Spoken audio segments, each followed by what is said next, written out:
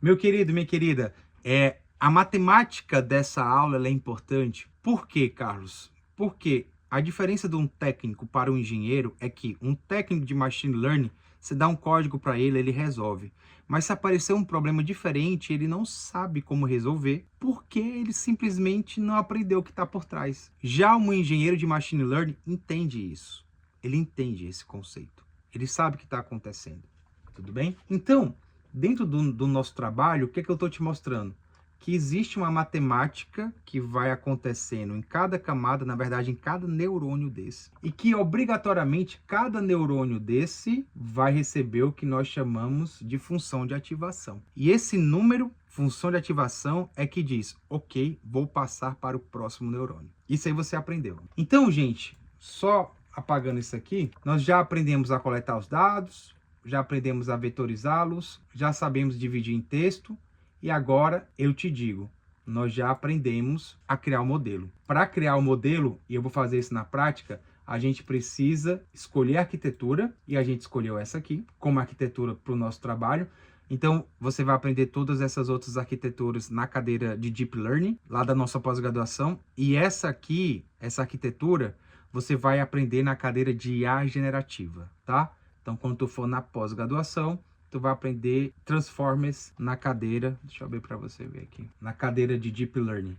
Você vai aprender, ó, redes neurais, ó, convolucionais, tá vendo, ó? Vai aprender o Keras, que eu vou te mostrar aqui. Vai aprender a rede LS, tá vendo, ó?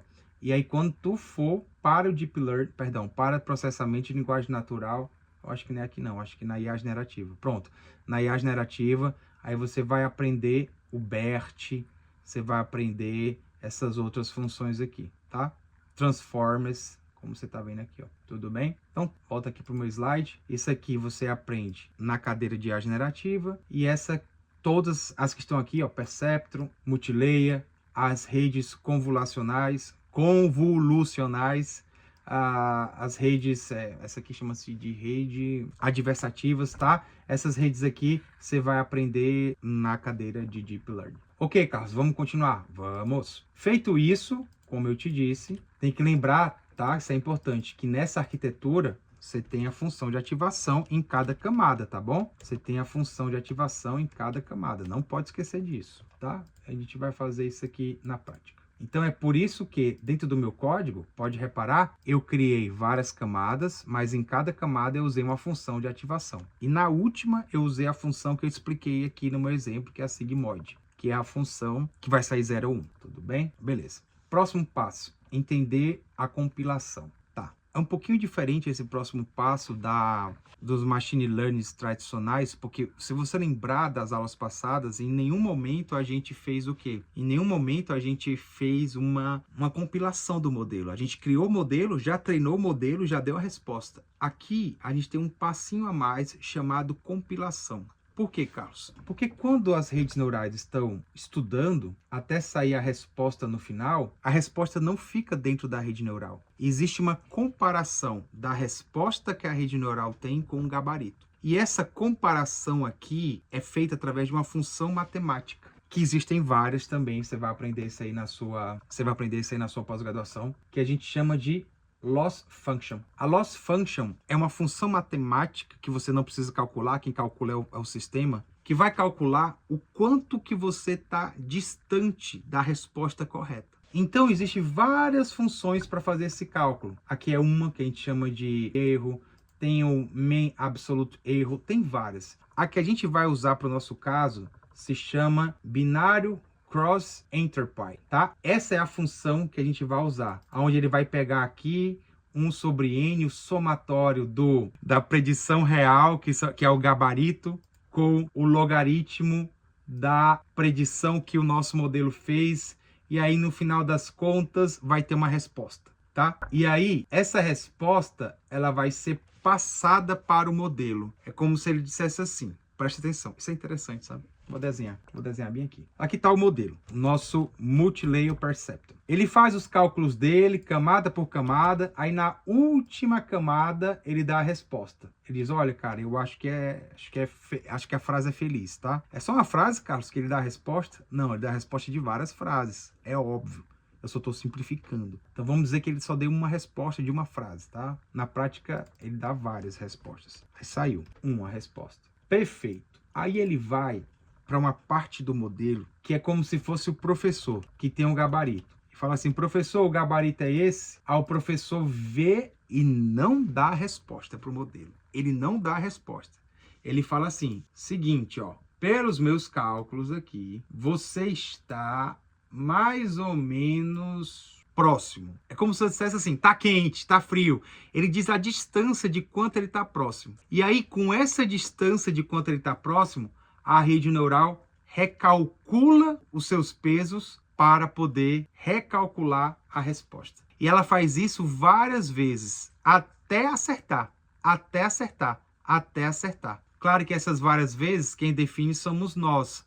A gente diz quantas épocas, quantas tentativas eu quero que ele faça. Senão ele vai fazer tentativas eternas. Você concorda comigo? Senão ele vai fazer até acertar. Então não vai acabar nunca, teoricamente. Vem comigo nessa ideia aqui. Então o loss function é o professor que tem um gabarito, sendo que ele não dá a resposta. Ele só diz assim, tá próximo. Você está tanto por cento próximo. Aí existe uma outra função que vai ser usada, é uma derivada, que vai ser usada para ele recalcular o sistema. Lembra que eu te falei na aula passada? Questão dos cálculos, ó. Cadê? Existe conjunto, equações, funções, limite e derivada. Então ele vai usar uma derivada aqui, ó. Essa é a função aqui, ó. Para calcular a nova função para fazer os cálculos tudo de novo. E a gente chama isso de backpropagation, né? Que é o tempo que ele vai e recomeça. Repare que a rede neural, ela tem uma visão muito interessante. Qual é? A rede neural, ela é linear. Olha o traço aqui, ó, linear. E essa linearidade aqui sai como resposta. Essa resposta, se tiver certo ou não, ela recebe aqui um novo cálculo. Aí ele começa tudo de novo. Tá certo aqui? Ele recebe um novo cálculo.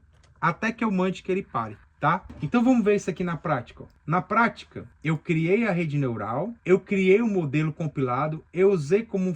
Não se preocupa ainda o que é Adam, tá? Eu criei o modelo compilado, eu disse que a função que eu utilizo para perda é a binary, como você está vendo aqui, e aí eu treino o modelo. Eu quero que ele treine 30 vezes, para não demorar muito. Tudo bem? E ele treina e vai me dar a resposta. Vamos ver o que ele vai fazer aqui. Vou ativar aqui para você ver, tá? Play. Repara que ele vai treinar agora. Começou a treinar. Ainda não começou não, peraí. Pronto, vai começar agora. 1, 2, 3, treinou 30 vezes. Resposta da acurácia do modelo, 69%. Então o meu modelo tem 70% de chance de acerto. E olha que eu usei para compilar o meu modelo, para vetorizar o TF-IDF. Ou seja, se eu usasse o GloVe, por exemplo, esse modelo seria muito melhor. Seria um modelo que talvez chegasse a 80% de acurácia. Repara aqui que em cada tentativa de erro, ó, o modelo no seu treinamento, ó, na primeira vez que ele treinou, ele aprendeu 61%. Mas já na segunda vez, ó, ele aprendeu 87%. Na terceira vez, 87%. Ele aprendendo, tá? Sendo que quando ele trouxe a resposta disse que ele errou tudo isso. Então ele foi lá e foi aprendendo de novo, até a quantidade de vezes que eu mandei. Eu mandei que ele tentasse 30 vezes, porque senão seria infinito. Aí no final, a média de acerto dele foi de 70%. É um bom modelo? É um modelo razoável. Esse modelo aqui é um modelo razoável. Se eu alterar, e eu não vou fazer isso, tá bom, gente? Para não ficar muito grande nosso curso. Mas se eu alterasse a vetorização por uma GloVe da vida, com certeza esse aqui ia passar de 80%. Talvez, né? Passasse de 80%. Tudo bem? Que é uma acurácia excelente do nosso Emotion IA. Então tá, gente, ó, eu expliquei muita matemática aqui. E eu não vou explicar mais matemáticas aqui. Então você vai aprender lá na sua pós-graduação o que é essa EPIC. Você vai aprender na sua pós-graduação o que é o backpropagation, que está aqui, que é o callback, né? Você vai aprender o que é o dropout. Isso aqui é muito importante na vida real, porque o dropout dropout eu desligo neurônios aleatoriamente para ver se eles não estão viciados. Como assim, Carlos? É porque o neurônio ele pode estar viciado, ele pode aprender, ele pode decorar a prova. É tão legal, né, essas ideias. É como se o neurônio decorasse a prova. E aí ele decorava o gabarito. A gente chama isso de overfit.